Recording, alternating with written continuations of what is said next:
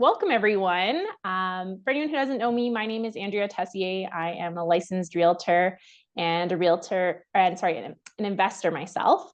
I'm the team managing partner with Phipps Real Estate Group. We run this Facebook group, Calgary Real Estate Investing, and I'm super excited this evening to be joined by Zach Cahill with Rent Live Own. Our team is partnered with Rent Live Own to support investors with the rent to own strategy. We really feel that they're doing things right with the way they run their strategy and program. And it really is a win-win situation for investors and for the tenant buyers who may not be able to enter homeownership otherwise. It's a really great strategy for finding cash flow, especially in the market, in the past couple of years where interest rates have been higher, home prices have been higher. It's been tough to find that cash flow, but rent to own is a really great strategy for that. So really excited to have Zach here with us. He's going to go through his presentation, but I'll be here along to help answer any questions. If you guys are watching this and you do have questions, feel free to put them in the chat. I'll be watching for that and we'll help pass those on along to Zach. Awesome. Thank you for the handoff, Andrea. And as we're getting into this presentation, guys, I'm just curious, where are you guys located right now? Drop that in the chat box. And as I'm going through this presentation, any questions, like Andrea mentioned, just drop them in the chat box. I'll do my best to answer every single one of them. I blocked the rest of the night off, so maybe this will just turn into a 3-day summit or something like that. Yeah, so I just wanted to start off by telling you a little bit more about myself, because I imagine there's a few new people on this call, just how I got started in real estate. Then I'm going to share with you basically like the benefits, the risks and the benefits of leveraging the rent to own strategy, how our company actually does it. Like, I'm going to take you through the 5 steps, which I'll try to do in the most exciting way possible, just so you guys can understand like who the rent to own strategy is for, how it works if you're an investor, if you're a potential tenant buyer. And then we'll end it off with showing you guys some numbers. Everyone wants to see the numbers on a rent to own, so we'll do that at the very end. So like Andrea says, my name's Zach Cahill. I started my real estate investment journey actually back in 2015. I was hired at a school to become a paramedic. And at the time, I lived in London, Ontario, and my employment was up in Sudbury, Ontario, which is about 5.5 hours north of London. A few hours north of Toronto, and that's what took me up to Sudbury in 2015. My actual placement as a paramedic, finally when I moved to Sudbury, I found out it wasn't in Sudbury. It was another 4 hours north. Okay, so I worked in this little small town of about 100 people. That's where I stayed working for the next 5 years or so. And I guess everything happens for a reason, because the paramedic partner that I was working full time with, he was investing in real estate. So he had some properties. If you guys know where Timmins, Ontario is, he had some properties in Timmins. We were working about an hour from Timmins, and he was like, Zach, stop playing video games at the ambulance base, read this book, Rich Dad, Poor Dad. And that was my first entry into the real estate, the business realm. I didn't even know what a mortgage was. Okay. I know in schools, we didn't really learn anything about financials. So I didn't know really what a mortgage was. I knew a little bit about credit scores. But after that book, it was really kind of the gateway drug, honestly, that I just came to get addicted to this business, to this real estate. And from there on, devoured every single book and podcast, Bigger Pockets, started there, YouTube videos, etc. And the first strategy that I was the most attracted to wasn't actually rent to own. I didn't even really know about that one. It was actually the multifamily, the BRRRR strategy, being able to buy a property, strategic renovations, and do a refinance. And I'm sure if you guys have done a BRRRR or know what a BRRRR is, just drop that in the chat box. Drop in, BRRRR in the chat box if you know what I'm talking about. It was a great way to recycle the capital.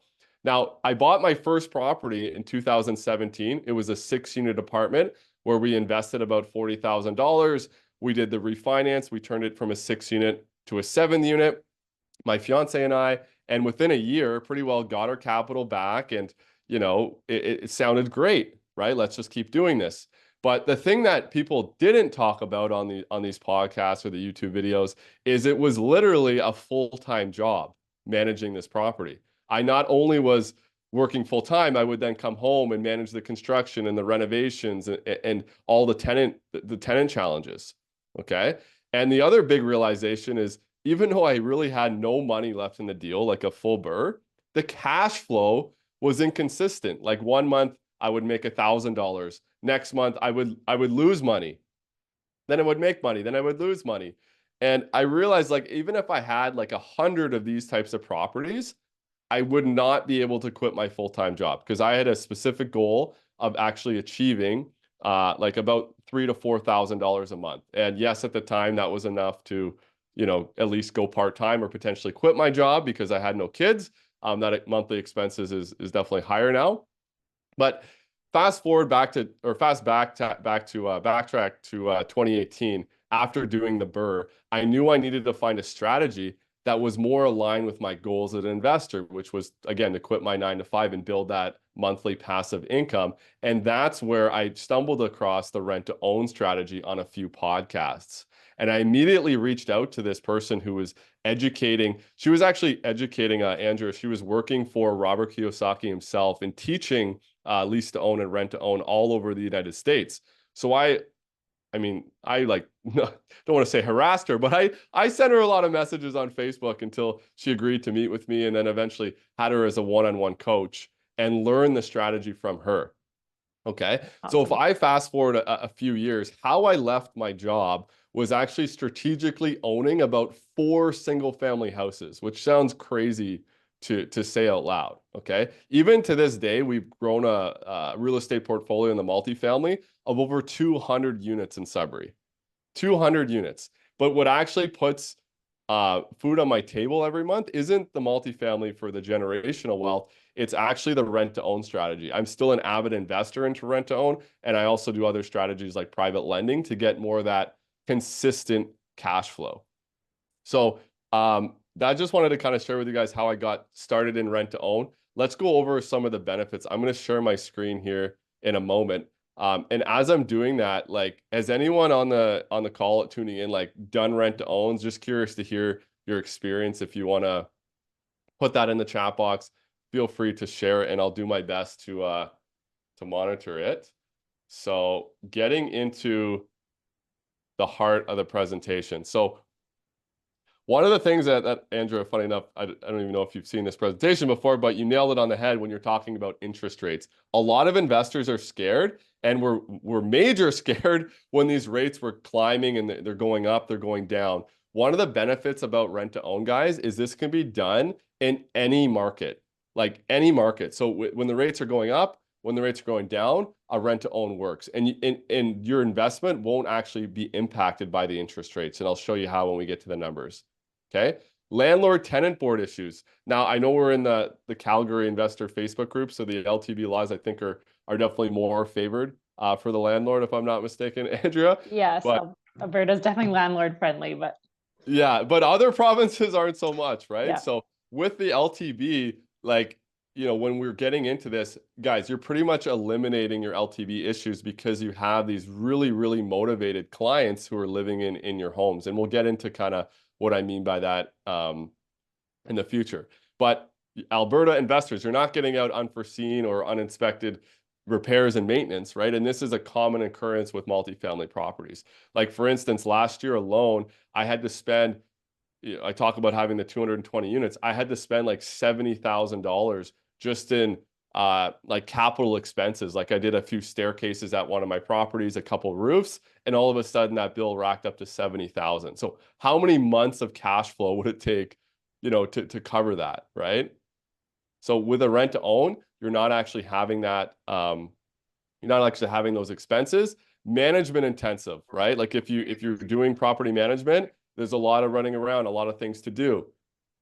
And lastly, I think the last, like, kind of negative thing is the market volatility. Like, we've seen the prices go up, we've seen it go down, we've seen it go sideways. The rent to own strategy works with any market. And one of the main reasons for that, guys, is we're working with highly qualified tenant buyers. So these are people that are they're giving us anywhere between $15,000, $20,000, $30,000, $50,000 as a down payment to move into their home. Okay.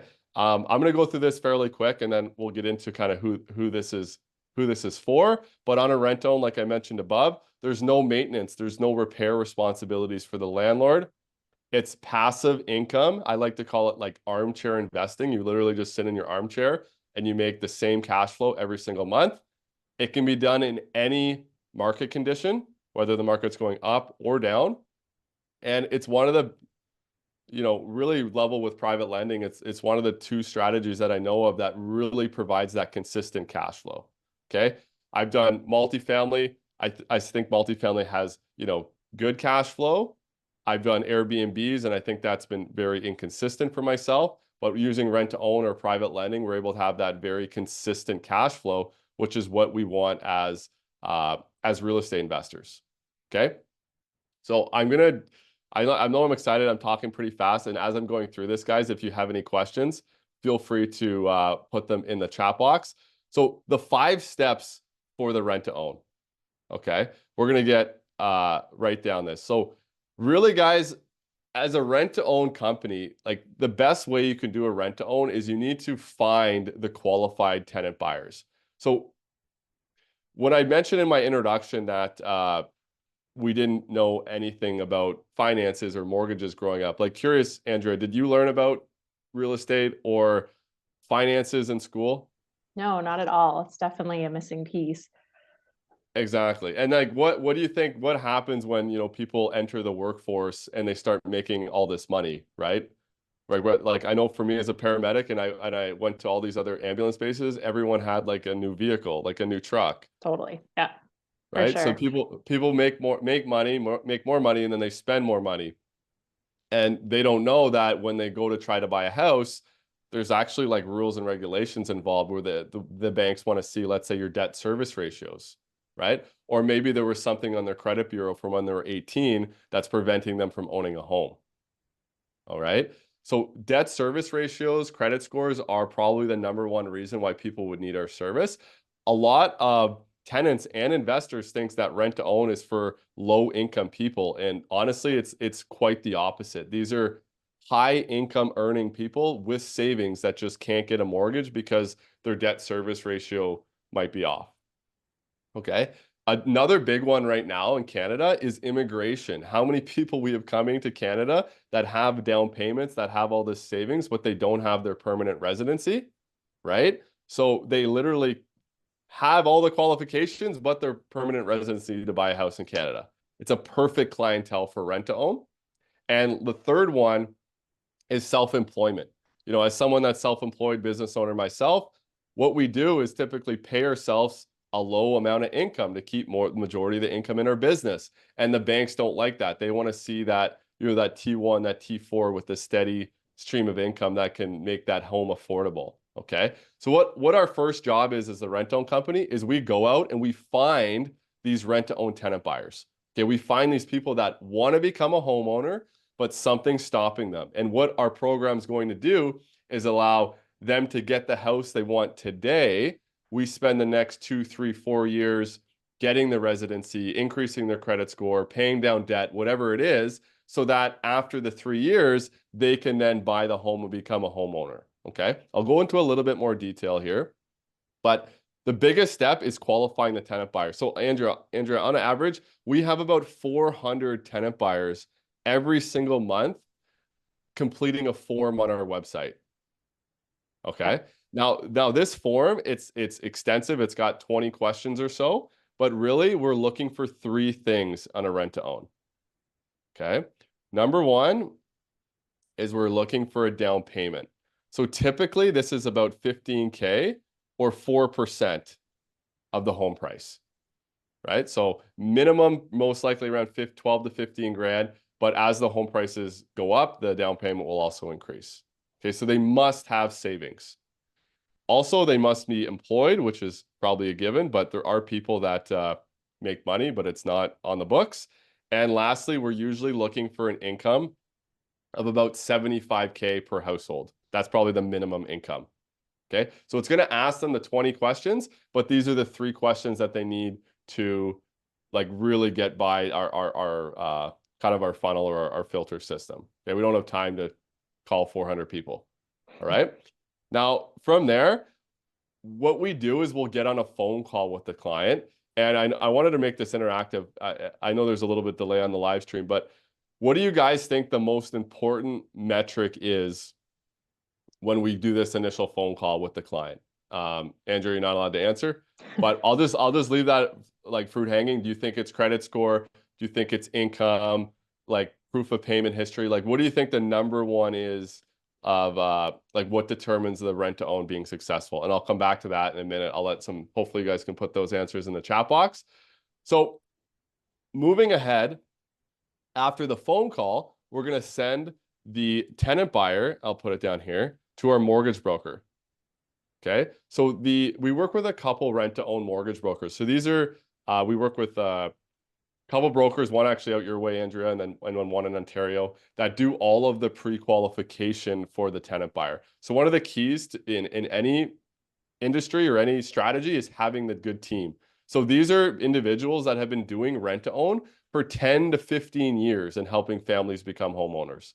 Okay. So they're pulling the credit, they're collecting all of their income documents. We're even going as far as doing like budgeting and looking at all of their bank statements to ensure that everything they're telling us is, sufficient and is aligning. And from there, what we're going to do is we're going to create a action plan. So the action plan is essentially our pre-approval document for the tenant buyer. Okay. So I know I mentioned up here that I was going to come back to this. The most important thing that we look for is actually their why and their motivation to become a homeowner. It's by far the most important factor. Like it's definitely a qualitative metric. I think I said that right. But the data of the mortgage broker is really just to kind of confirm. Like we've declined clients that make a lot of money and have savings, right? Because their attitude was not right about home ownership. So it's really about getting the right person. That's the same with our investors. We want investors who want to invest in this strategy to help somebody become a homeowner. Okay. I think that's a huge piece, Zach. Like that ensures that it's going to be successful. And I think that's really where you guys are doing it right, is, you're wanting to ensure that it's going to be a successful transaction in the end. Absolutely. No, it's what it's about, right? Like I didn't really mention this, but we've done, I think, over 90 transactions now in the rent to own, and we've only ever had like literally 4 or 5 of them that have not been successful. How do we do that so successfully? Well, we work with the right tenant buyers and we work with the right investors. Okay. And the 5 that were unsuccessful, like 2 of them were for people getting relocated with work, and it actually ended on a good note. Okay. So Caroline, good to have you on the call. I see you're tuning in. And Alexandra, awesome to be on the call as well. Feel free to answer any questions or put in where you're tuning in from in the chat box. So on the action plan, this is the pre-approval document, guys, for the tenant buyer. It's going to let them know what their purchase price today is. Like how much can they go out and look for a house right now? It's also going to let them know what their buyback price is. So in a rent to own, if we buy a house today, let's say for 500,000, when we sell it back to the tenant, it's at an increased price. So both of those would be on the action plan along with the term. So how long is that going to take? In our rent to own program, we're usually looking at 2 to 3 years, sometimes 4. We'll never go longer than 4 years. It's just if someone approaches us and they need 5 years, we'll tell them to come back in 12 months. Okay, so it's 2 to 4 years. On here as well, the down payment. So this will be the upfront savings that I mentioned above, usually about 4%. The rent is also going to be on here. So what's the monthly rent payment?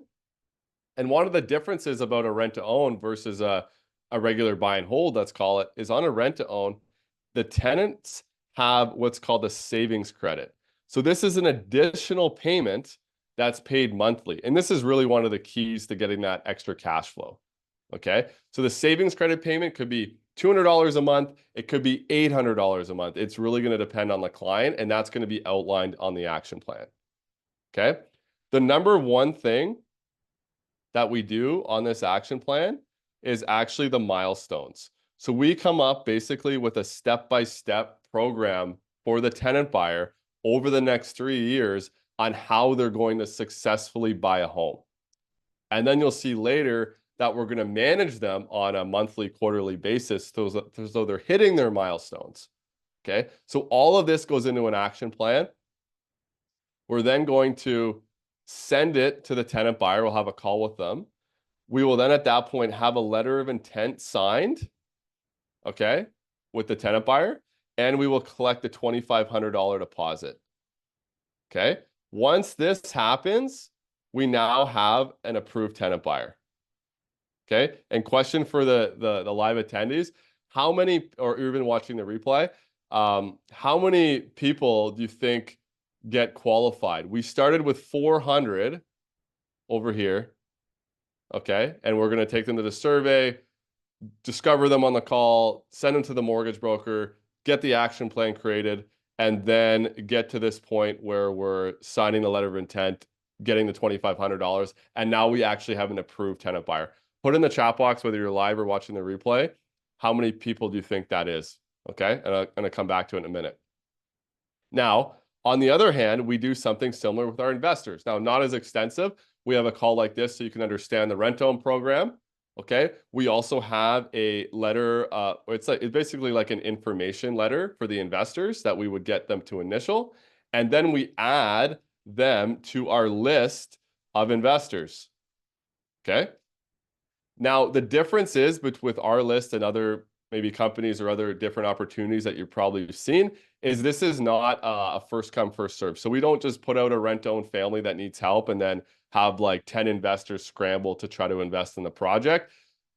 We do it in a way where if one investor signs up, he's on the list, and any deal we have will only go to that investor. And it just allows for a less stressful transaction. And I'm sure you agree, Andrea, whenever we're in real estate, we can limit stress. It's a good thing. Yes, absolutely.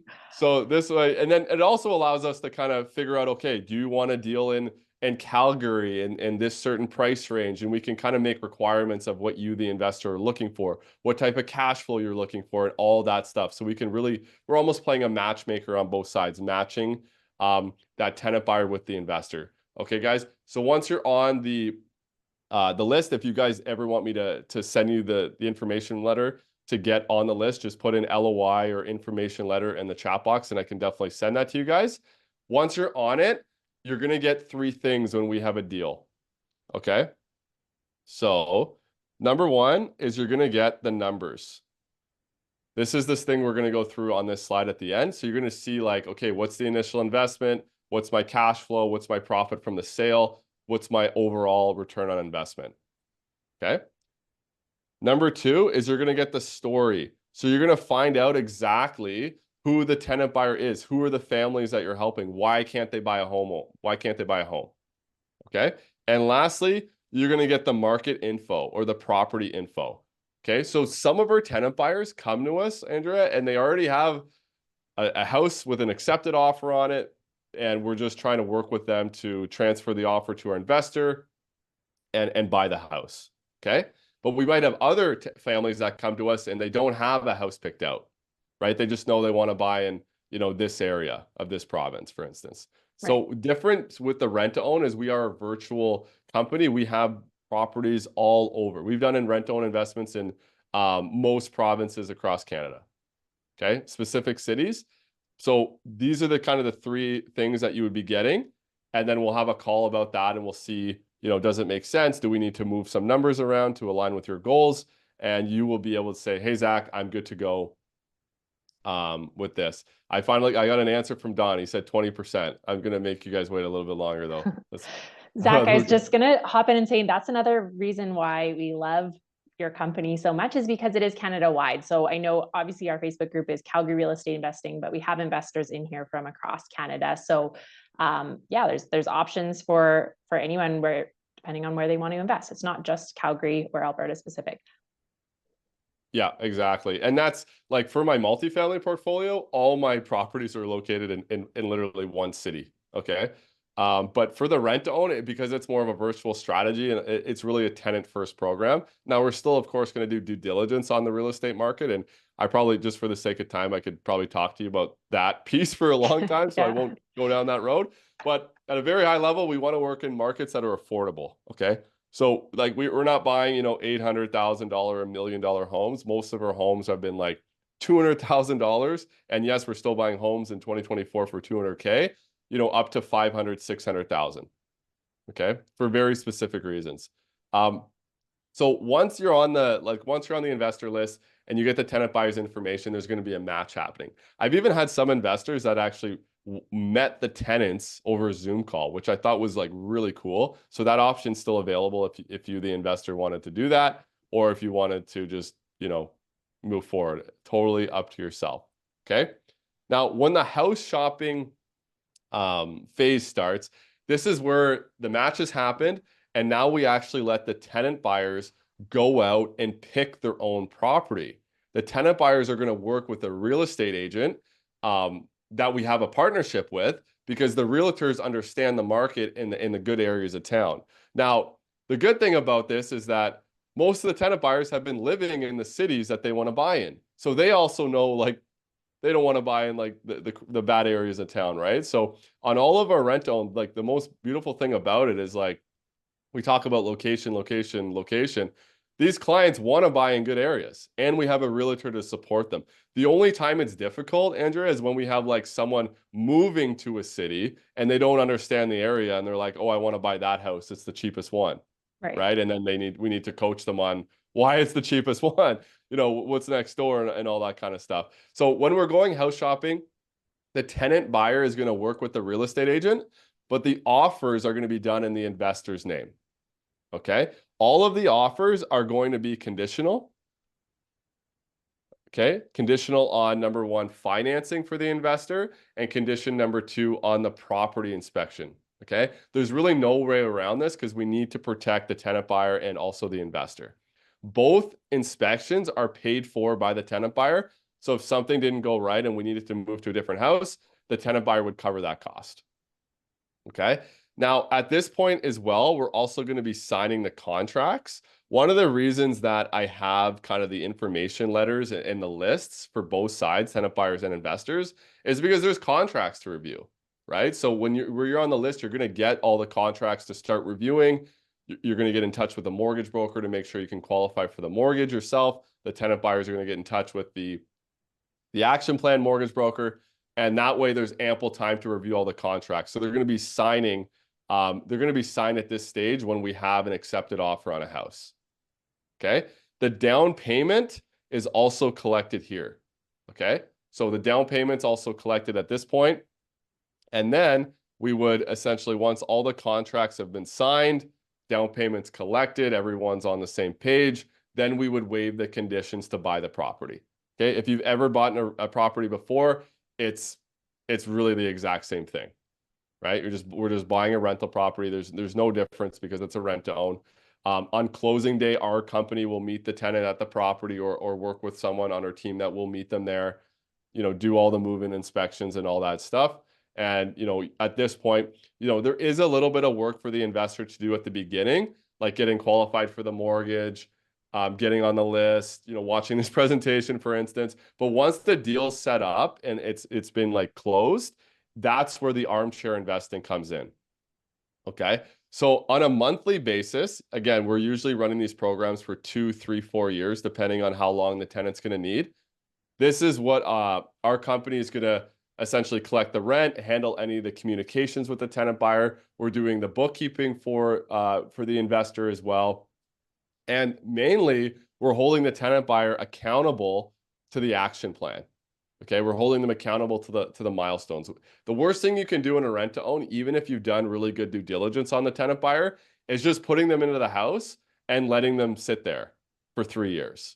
Okay, it's almost like, you're more likely to do the exercises at the gym when you have a personal trainer who's pushing you and showing you the results and the progress. And that's exactly what we do with the tenant buyers. Okay, we're really their personal financial trainer. Okay, so that's going to continue for 4 years, 2 to 4 years. And then at the end of the program, before I get into the numbers, they're actually going to buy out the house. Okay, and our team is also going to facilitate that. This is honestly like what we aim for, like, all the time. Like, the reason we've been so successful is because we're not going into as a rental company, we're not going in to be like, how do we make the most money? You know what I mean? Like, it sounds crazy to think about, but really we're trying to help tenant buyers become homeowners, because if that happens, the investors make money, the tenants become a homeowner. It's a great reputation for our company. And who do tenant buyers hang out with? Like other tenant buyers, right? There's other people in their networks that are getting referred to us. So when we talk about like the 400 people doing the application every single month, that's because we get a lot of referrals. We have referrals from realtors, mortgage brokers, other tenant buyers, and we also do our own paid advertising. So this is really what we want to do, 100% of the time. And that is really the mission of the company. Okay. So before I get into the numbers, I'm going to scroll back up and I'm going to tell Don over here the actual answer because I know that they've just been waiting to hear. So when we're back to the qualification, so it's important to realize like it's got to be a win-win for the investor, our company, and the tenant buyer. How our company gets paid, guys, is we have a fee for service model. So we charge the investor an upfront fee for doing all the work that I just showed you on this for qualifying the tenant buyer. We have a monthly management fee for managing the deal on a day-to-day basis. And then we have a buyout fee at the very end when the deal is successful. Okay. Now, for those that you guys were wondering, this is typically around 2 people. 1 to 2 people, 400 applications to get 2 people. It's way, way less than 20%. Okay. So we're at like 2 people. The upfront fee is really going to depend on the project itself. The monthly management fee is usually around $200, $250 a month. And then the buyout fee is also going to depend on the project. At the end of the day, we're all about relationships. So we do have some flexibility with our fees depending on like what the investors is looking for. Okay. So this might be a record of the fastest I've went through this because I'm just rambling on. But I have 2 examples, Andrea, that I was thinking we can they're really high level examples. I can send you guys like the more in detail spreadsheet if you guys wanted to see that. But I'll just go through these 2 examples at a very high level. Looks like one of the opportunities I had was they're both around like a $340,000 purchase price, which was essentially like the exact price of homes that are most common for us. Okay. That sounds great. And then yeah, any questions? If you guys want to chat after, feel free to let me know. So this is one of the sheets as the investor that you're going to see. Again, this is just a highlight. I can send you the full, maybe just comment spreadsheet down below if you wanted to get the full copy of the spreadsheet. But this is a $340,000 property here. Just give me 1 second. You know what's hilarious is I didn't know I could change colors here until my 4.5-year-old did it. So it's a $340,000 purchase price for this house. On our sheets, you're going to see the initial investment just above $72,000. Okay.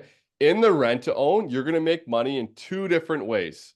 Okay. 2 ways. Number 1 is monthly cash flow. So you're going to collect rent and that savings credit from the tenant. You're going to pay your mortgage, your taxes, your insurance, our management fee, and what's left over is going to be cash flow. Okay. The difference with the rent to own is you don't have, like if I showed you my line item spreadsheet for multifamily, you're going to have vacancy and maintenance and CapEx expenses and all these utilities and rentals and snow and lawn. With the rent to own, it's very straightforward. There just are none of that because the tenant buyer is responsible. Okay. So cash flow profit and is the first way. And then when we sell the house back to the tenant, there's profit from the sale. Okay. So when I look at this, I'll just share all this at one time. The monthly cash flow on this deal is $735 a month. And this is a 2-year deal. Okay. So 735 times 24, that's how we're getting this 26,000. Okay. And this is all net to the investor. Okay. When the house sells after 2 years, the investor is going to make an additional $40,000 in profit. Okay. Total profit on this deal is $67,000. If we take that and we divide it by the initial investment, and then we're dividing it by 2, we're getting an annual ROI on this project of almost 22%. Basically, yeah, 22% on the project. Okay, per year. Now, this is also done with a 7% mortgage rate. So like, again, I think we did this deal a couple months ago there. So the rates actually have came down since then. I just locked in a 3-year mortgage with, I think it was with RBC at like 5.45%. So if you can get a better interest rate, your cash flow is only going to go up, substantially. Same with your mortgage paydown. Your mortgage paydown is also going to increase. Okay. Cash on cash is definitely one of the key things about a rent to own. It's essentially measuring like how much cash flow you're making in 1 year and dividing it by the initial investment. So on a rent to own, one of the cool things is the cash on cash could be 9, 10%. We've even had them as high as 15% for cash on cash. Okay, so it's a really good strategy. This is how I quit my 9 to 5 job, was just having a few of these properties, right, that were consistent.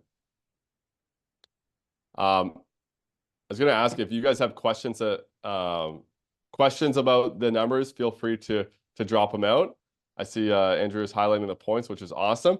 And I'll share this one more, and then maybe Andrew, if you have any questions for me, we can dig into this. So this is a little bit different of a deal.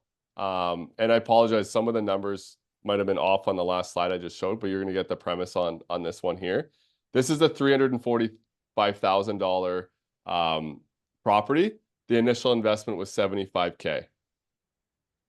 The cash flow profit, $33,000. So you can see how much higher the cash flow profit is versus the profit from the sale. Okay. So when I scroll down here, and I might have got my terms guys mixed up, so I do apologize. I can send you guys the sheet after this on Excel. Cash flow on this deal is over $900 a month. So again, this is how I quit my 9 to 5. It was literally by owning 4 of these single family houses that were cash flowing $800, $900, $1,000 a month. Okay. Huge. The rate on this one was a bit lower at 6.2%, 3-year term, but we're getting into a 17% ROI per year, with the majority of it coming in monthly cash flow. Okay. So when I'm looking to invest in a rent to own, I'll be honest, I could care less about the profit from sale, like in my personal opinion. I'm really looking to have as much monthly cash flow as possible, because that's money that you can use to support your lifestyle or go on that an extra vacation. Right. So, Andrea, what are your thoughts so far on the numbers, or any questions before we wrap up? Yeah, I think that's huge for the cash flow. And like I mentioned in the comments there, I think it's that, very little to no maintenance costs, because the tenant buyer is taking care of that. And the way you're matching those tenant buyers, they want to achieve home ownership and they want to live in the home. That's why they're picking that particular property. So they're taking pride in that property, wanting to make sure it is well maintained. But that's a big cost that's coming off of the investor side, as well as, like you mentioned, the vacancy, because it's going to be the same tenant buyer that's living in there the whole time, and you're not going to be accounting for that vacancy. So it makes a huge difference to see those numbers for cash flow. And like we kind of touched on at the beginning of this webinar, it's been tough in the market with the way interest rates are and prices to find cash flow with a lot of different strategies. So this is exciting to see for sure. Yeah, exactly. And as I said, guys, if you're looking to get the Excel version of this, let me know. Happy to send that over. Just disclaimer alert, I think the first slide I showed you, I had some of the math wrong, but this one I just quickly did it on my Excel, confirmed it. This is 100% accurate. So this was a recent deal that we did. Again, over $900 a month in cash flow, and that's on day one, right? Like with a BRRRR strategy, you're having to wait to do the renovations or get your permits, and then also have to 5 tenants. You're making this $900 immediately on the first day of closing, right? So I don't think in real estate as an investor, in my opinion, I don't think it's like, oh, I have to do one strategy. I've had the best success with actually doing multiple. So investing, let's say, in multifamily value adds for kind of that generational wealth component, but then using strategies like rent to own or private lending to get that monthly cash flow, right? And kind of having the best of both worlds. So we'll leave it at that. Any other questions that came up on the replay, feel free to drop them in the chat box. And thank you so much, Andrea, for having me. It was such a pleasure as usual. And hopefully we can help more investors into types of investments and also help more tenant buyers become homeowners using this strategy. Yeah, absolutely. Thank you so much, Zach. There's a ton of great information there. I'm going to post a link in here as well. So if you're interested in learning more about the strategy and you want to connect with Zach, then you can use that link to book a call. There's two quick questions in here. I guess the first one is from Ashley. She just said, do we put LOI in here if we want more information? Ashley, yeah, I'll put that link in there so that you can book a call if you'd like. And definitely we can get you some more information. And then Heather was just asking in terms of the cash flow, if it's taxable. I'm not sure if that's something that you can touch on, Zach, but. Yeah, absolutely. Yeah, and definitely, Ashley, we can book a one-on-one. Andrea will share the link and we'll go from there. The cash flow taxable question is a phenomenal question. I'm disclaimer, like not an accountant or lawyer. So like everything I say after this, like don't hold me accountable. But one of the cool things about the cash flow, and I'm really glad you brought it up, because it's not how much money you make, it's how much money you keep, right? So if I'm showing you that deal, that's $900 a month in cash flow. Remember I showed you on the action plan that some of it is rent and some of it of the monthly income is the savings credit. Okay. So you could have, $2,000 a month in rent and $700 a month in a savings credit to get to 2,700 if you're following. Okay. So let's just say it was $2,700 a month and the cash flow was 900. Remember, guys, the $700 is just a deposit you were holding for the tenant. So in terms of like comparing apples to apples, like if you had a duplex that was, which would probably be hard, if you had a sixplex that was cash flowing $900 a month, you would pay tax on all of the $900. Make sense? But if you have a rent to own that's cash flowing $900 a month, you have to subtract the savings credit out of there, because that is just merely a deposit that you're holding for the tenant buyer, because you're going to give it back to them when they buy the home. So you can have a rent to own that's cash flowing 900, but $700 is the savings credit, and therefore you're only paying tax on 200, which is a massive thing. Like, I'd say, some of my investors just kind of dabble in rent to owns. They get one, maybe two, but I have others that have 7 rent to owns, guys. And what happens when you have 7 rent to owns and each of them are cash flowing $800, $900 a month, after a year, you have enough down payment to buy another rent to own. And the majority of cash flow that you've made, you haven't even had to pay tax on, because it's just a deposit. Again, you're going to want to run this by like your accountant. I'm happy to refer you to mine as well, because it is a massive piece to real estate on how to do this in a profitable way. Awesome. Thanks, Zach. Okay, well, yeah, if there's any other questions that come up, please don't hesitate to either put them in the comments here if you are watching the replay, and we'll make sure that we get those answered for you, or reach out to myself, or of course, Zach. I put the link in there to book a call with Zach if you do want to explore more if this strategy could be a good fit. No worries. Thanks so much, Andrea. And I see everyone. Awesome. We got more viewers tuning in now, so just catch the replay and I'll talk to you guys soon. Sounds great. Thanks, Zach. Bye-bye. Bye.